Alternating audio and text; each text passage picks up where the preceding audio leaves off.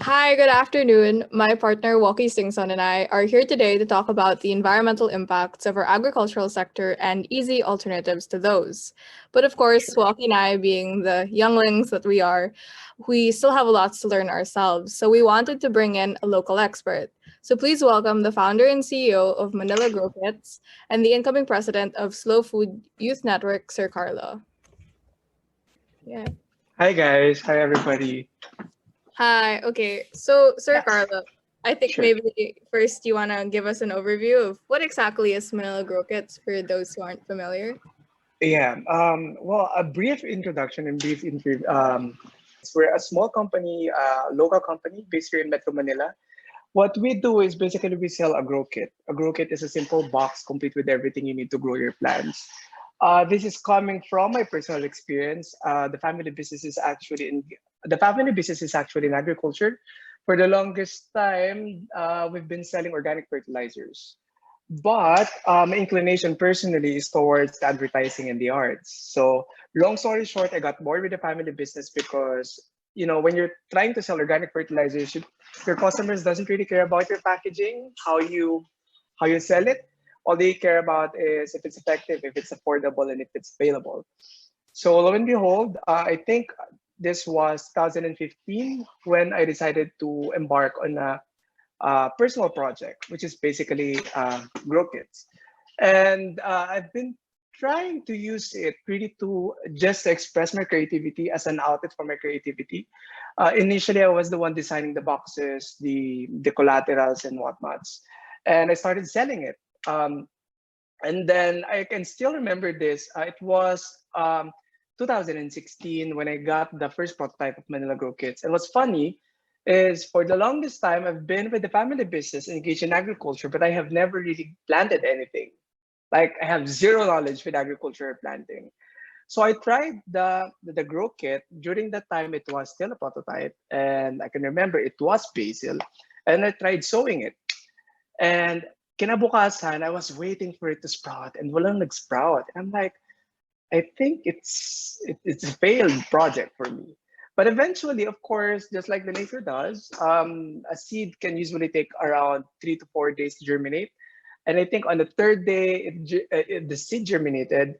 And I remember telling myself that it was so powerful because first time I saw an opportunity, and it's like telling myself, na, hey, I'm actually capable of growing something, of making something live.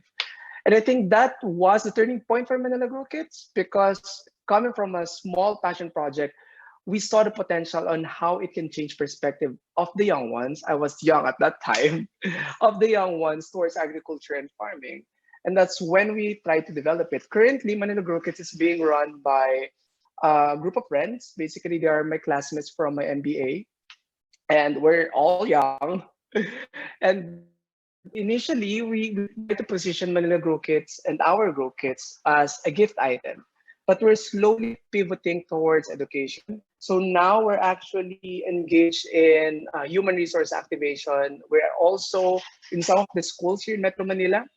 We created a Grow Kit specifically for the schools as a snap onto their curriculum. So we have a specific kind of Grow Kit wherein it is for educational purposes. So yeah, long story short, Manila Grow Kits is an urban gardening company. Basically, our objective is to see the difference and to empower young ones to start growing their own food, basically. That is super fun. I think both Walkie and I, we agree that something that's kind of lacking in agriculture and in terms of like environment and its connection to food, where people aren't educated enough. That's true. Yeah, definitely. Especially about like as a country that gets, a lot of its economy from agriculture and fishing and the food industry in general. We think it's important as well to kind of grow in that. That's Um, true. And yeah, Siguro just to give you also an insight, when we launched back in 2016, and I think it will be very interesting for you, we actually surveyed. And it was a simple survey. I don't know if you guys are familiar with it. We conducted a simple survey wherein we asked 100 respondents living in Metro Manila One simple question. We asked them, what do you think about farming and gardening in general? As in, like in general, what do you feel about farming and gardening?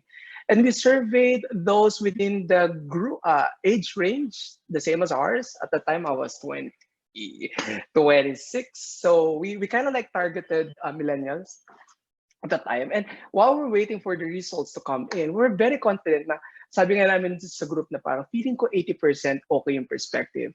But as it turns out, almost 85 to 90% of those living in Metro Manila, young ones at that, have negative connotation about farming.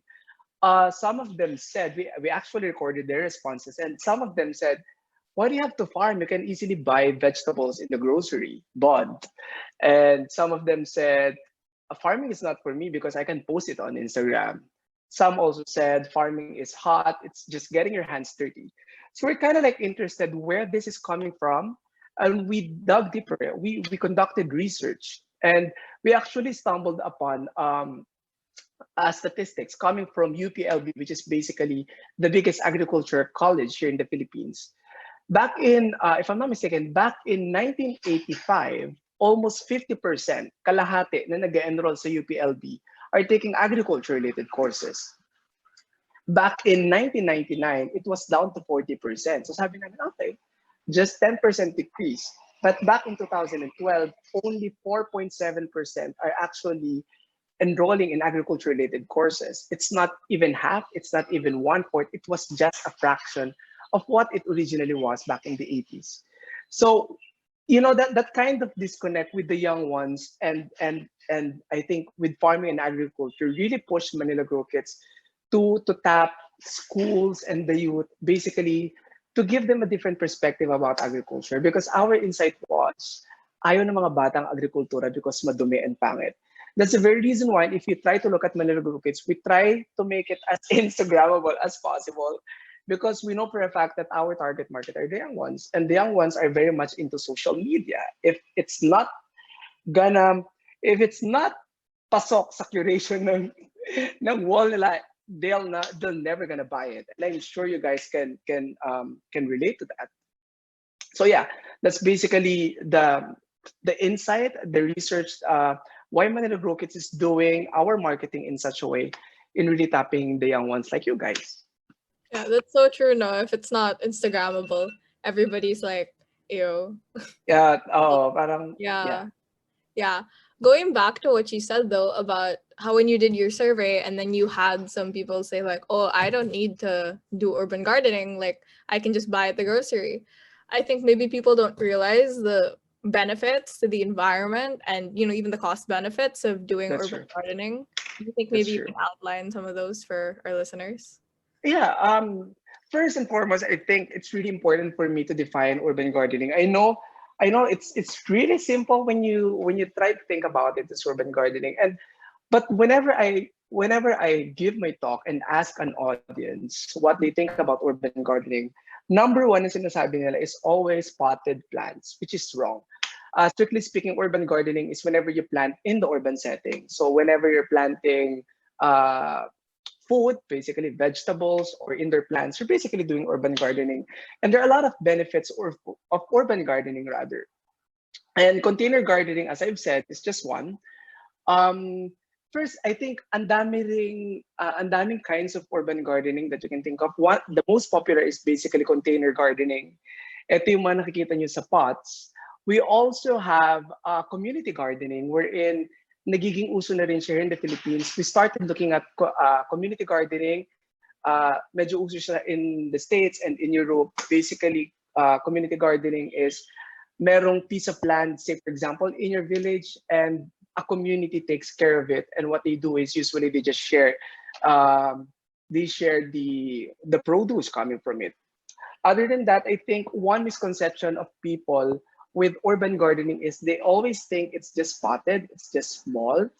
But truth of the matter is, currently here in the Philippines, I have a lot of farmer friends who have one of the biggest and most technologically advanced um, urban gardening systems currently here in the Philippines. And one in particular is the one in Tanay.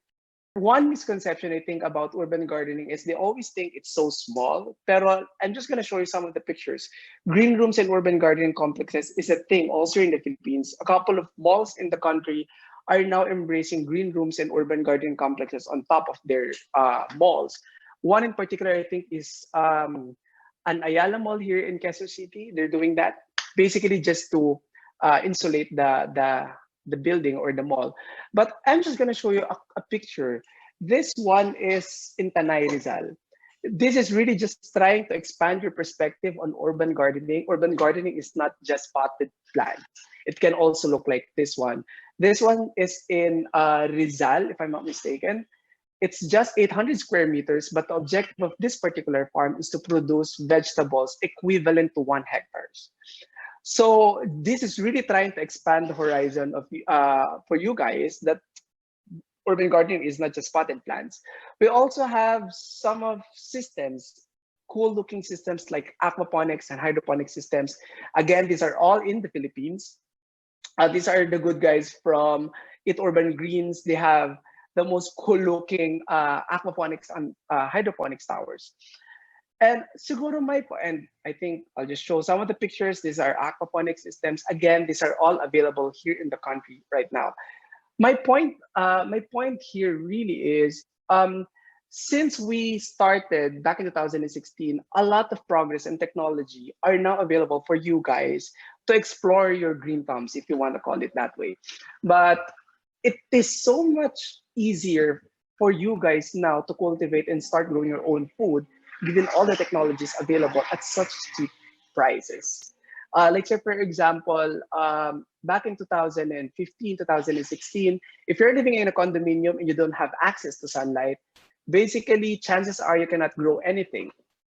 If you want to grow something, you need to buy a growing light. A growing light is, well, basically it's a multicolored light that permits plants to thrive even in low light situations indoors. And back in 2015, indoor lights can cost you as high as 3,500 per bulb. But now, if you try to check Lazada, you can actually purchase growing lights for 350 pesos. So it's really easy for you guys to start growing your plants right now. A lot of technology, a lot of interventions that you can actually use to start growing your plants. But I want to focus more on the urban gardening benefits since you asked this a while ago. Basically, it increases food security. I know you guys are well aware. The very reason why we're at Zoom right now is because of the pandemic, right? And initial reaction of people when the lockdown happened is, where I need to stock up on food, right? Plantito and plantita happened because all of a sudden people suddenly realize the advantages and the benefits of knowing how to grow your own food, because ang hirap bumili ng pagkain, vegetables is really so hard to find. And all these people are actually looking at say for example Manila Grow Kits to teach them how to grow their own food. So it really increases food security for everyone if you know how to grow your own food. Second is, of course, reducing carbon emissions. This is basically connected with our, I know with your age, guys, the objective of the youth right now is really to be part of something big, of something revolutionary, of something that rehabilitates Mother Earth. And knowing how to grow your own plants basically reduces carbon emissions. Say, for example, you're trying to grow tomatoes, which is basically one of the easiest plants to grow in your condominium. And it only takes you what 3 to 4 steps for you to harvest your vegetables, your tomatoes. That's basically helping reduce carbon emissions by means of waiting for a tomato coming from Baguio, say for example, or the provinces. It takes gasoline, and of course a lot of energy for them to arrive here in Metro Manila. But if you know how to grow your own plants, you're actually helping reduce carbon emissions. Third is community building. As I've said, it can be a start of conversation within a community, within a family. And we've seen a lot of family members, moms and dads, really trying to purchase grow kits, and they want to involve their kids on how to start planting. And I guess this is one of the best benefits of urban gardening. It creates a community. It creates a dialogue for people to talk about the future of food, the future of agriculture, basically. And of course, it provides a learning opportunity. And I kid you not, I did a lot of trainings and researches on farming, and it's not that easy. Sure, it's easy. You just throw a seed and just wait for it to germinate, but a lot of things can happen. Pests and diseases, how to make your soil good, better, how to cultivate, how to harvest. And again, while it may be true, na it kind of looks hard. It is actually interesting for you to start your planting journey because there are a lot of avenues for you to explore other than throwing a seed in the soil and waiting for it to germinate. So yeah, so there's that's basically the benefits of urban gardening.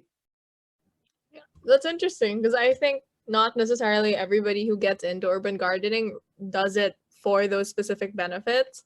Like I know my titas, they all do hydroponics just because they got bored like a year ago at home. Yeah, Yeah. Yeah, but it's nice, I guess, in the sense that sometimes, people get into something for another reason and yan pala they're that's true. inadvertently helping the environment. But like sometimes it's scary. Like certain It food is. plants, yeah, that like people get into and they don't realize how hurtful it is. Like our dependency on That's like true. now like Korean food products. Yeah. With all of the importing and extra carbon emissions. You That is true. Yeah, as a person who's like so, engrossed in like the food production scene here in the Philippines, are there any food crises that you worry about them possibly impacting the environment and the world in general in a negative way?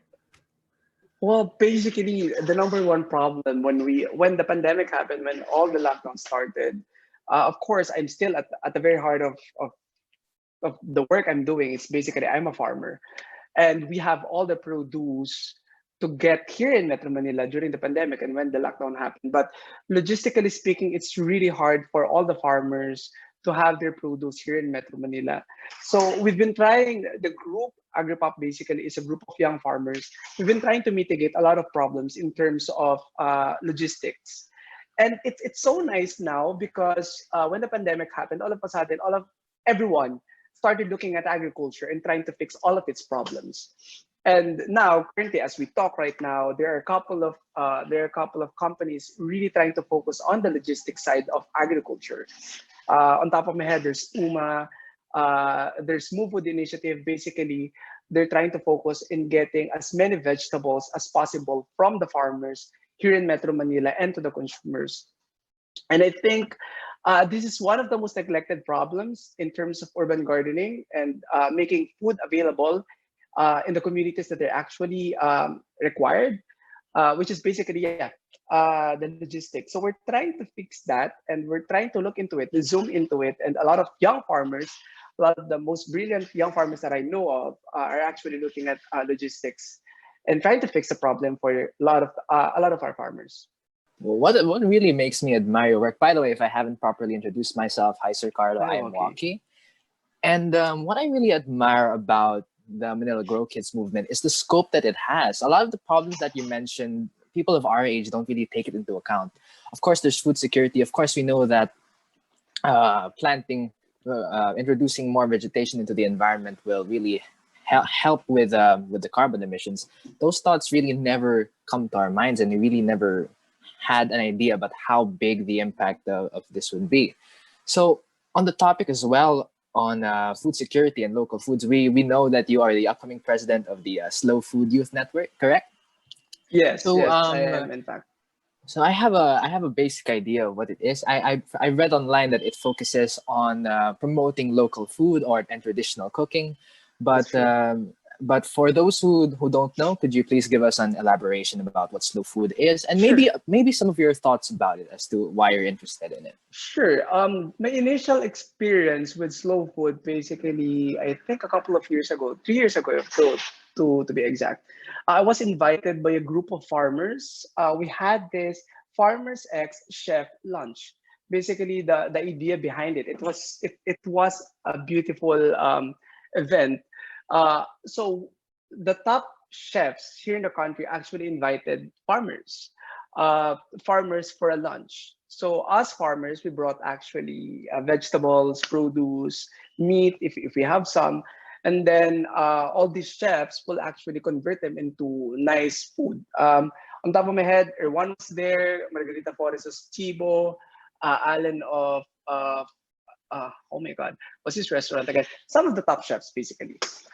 The objective at the time, we really didn't know what impact it would make, but it it all transpired in such a beautiful dialogue between producers and creators. Basically, that's how we call them, and we're trying to find means and ways on how we can work together, because I think some of you guys are not really aware, but a lot of our chefs here in Metro Manila are actually requiring or demanding produce that is not on season from our farmers. And I think what happened during that launch is basically us farmers communicating that, hey, you know what, this is what we can produce on this particular season, this particular month. Maybe you can change your recipes, or maybe you can change your menu for it. So it was really a beautiful gathering of food and agriculture. And that was my first experience with slow food. And then eventually, lo and behold, I got into slow food. I've been advocating for it since I think 2 or 3 years ago. But basically, Slow Food Youth Network, which is I am the incoming president of, is nestled under the Slow Food International. Slow Food International basically advocates good, clean, and fair food for everybody. So this is really not naman, wag nila kayo kumain ng fast food because of the slow food. Usually yung tingin nila na parang, okay, pagka slow food member ka, hindi ka na pwedeng kumain ng Jollibee or McDonald's. Very core advocacy is really trying to involve as many stakeholders in the food industry. Because minsan, ang tingin ng tao, when you talk about food, ang tingin lang nila restaurants, ang tingin lang nila is restaurants, chef, yun lang. And after you have eaten your food, there are a lot of food wastes, which then pinapasa natin sa mga nagko-compost.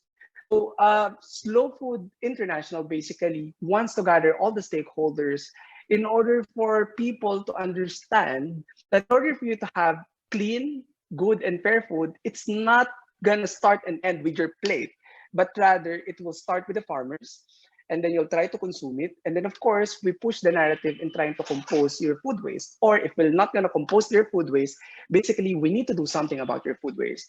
So when you try to look at Slow Food Slow Food International movement as a movement, it's really not just about food, but rather it is the whole ecosystem of food.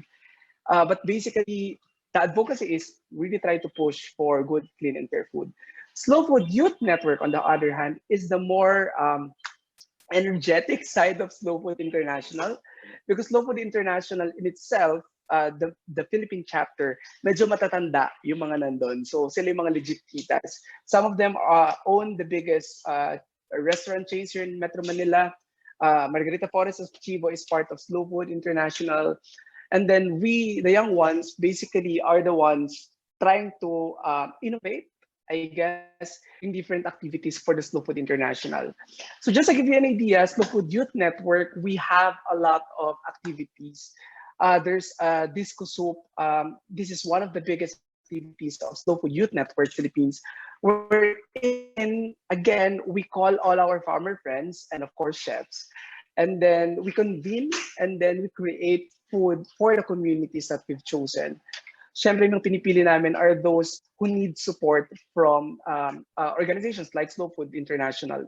So what we do, it's really a disco gathering. I think the biggest was conducted in Enderan. So what we do is we actually move through schools. So I think the biggest was in Enderan, and then we transferred to a Catholic school in Metro Manila. I forgot the name of the school. But basically, we try to involve youth like you guys.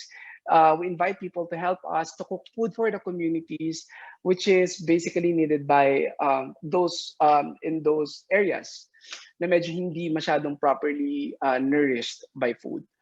So that's basically Slow Food Youth Network Philippines. And currently, we have a biennial event, which is Terra Madre del Gusto, which involves roughly around 65 countries. And currently, since my pandemic, it is the biggest and longest running event. It is actually running for almost 6 months. up until March next year. So we have different talks, different topics, different events. We also do offline, basically feeding programs. Lalo na ngayon na meron typhoon recently. So yeah, Slow Food Youth Network and Slow Food International is basically all that.